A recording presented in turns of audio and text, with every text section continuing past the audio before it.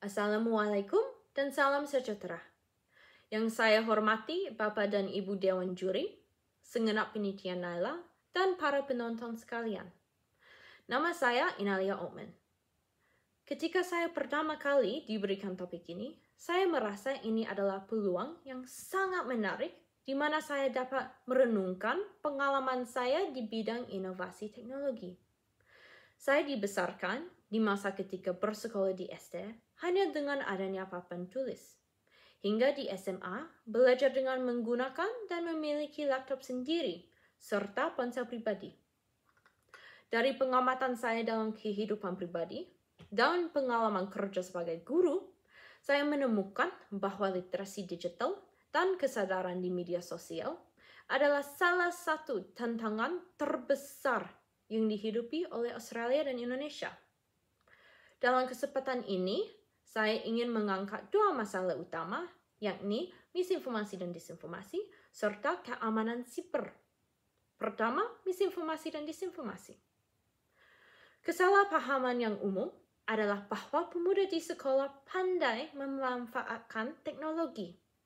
Memang mereka mahir menggunakan dan menavigasi media sosial dan permainan online, tetapi keterampilan mereka sering berhenti di permukaan.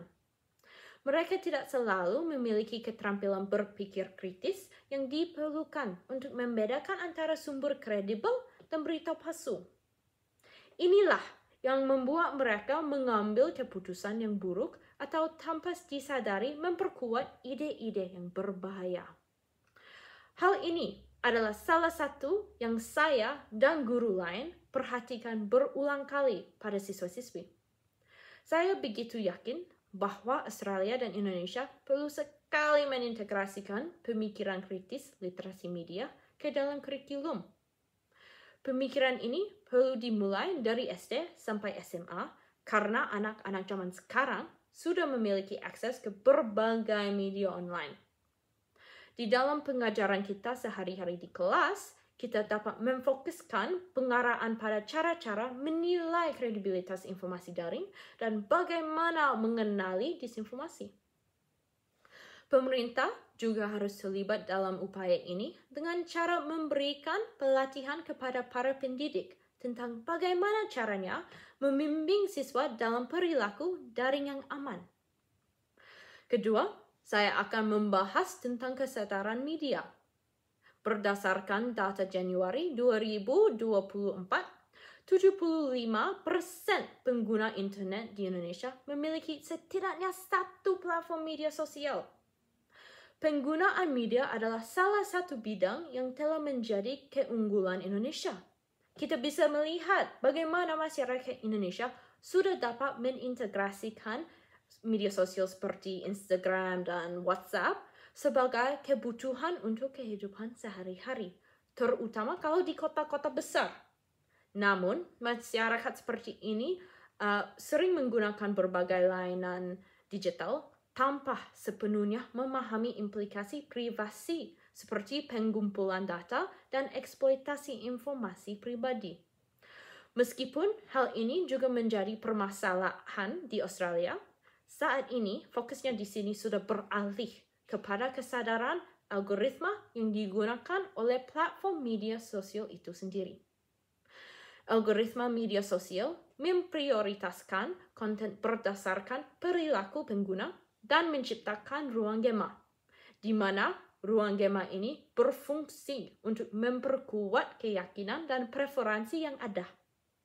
Ini menjadi masalah keamanan, seperti manipulasi tertuju, sekaligus membahayakan privasi pengguna melalui pengumpulan data untuk iklan dan rekomendasi konten.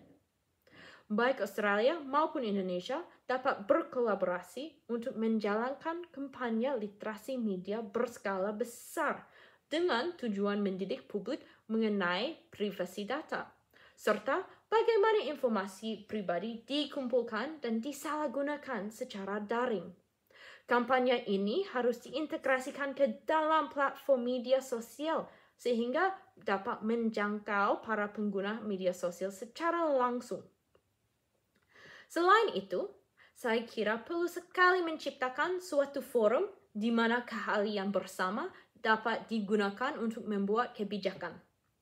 Forum ini diharap dapat menerapkan kebijakan yang memastikan regulasi yang lebih baik, seperti regulasi tentang bagaimana perusahaan mengumpulkan dan menggunakan data pengguna.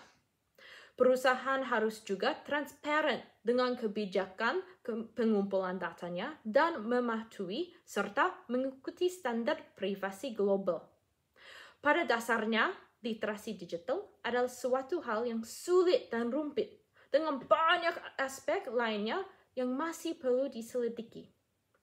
Terima kasih atas perhatiannya dan mohon maaf atas segala kesalahan dan kekurangan. Sekian, terima kasih.